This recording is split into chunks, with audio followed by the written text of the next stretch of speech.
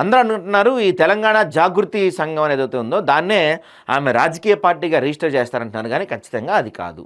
కవిత 2 పేర్లు already register చేయించారు దాదాపుగా. మనకు అందుతున్న అత్యంత విశ్వసనీయ వర్గాల సమాచారం ప్రకారం 2 పేర్లు ఆల్రెడీ రిజిస్టర్ కూడా అయిపోయినాయి అంట.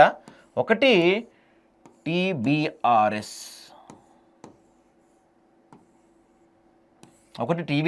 రెండోది టీఆర్ఎస్.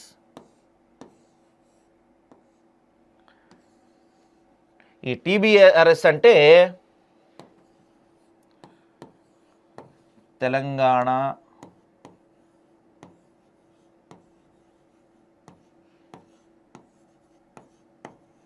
బహుజన రాష్ట్ర సమితి, అంతేగా.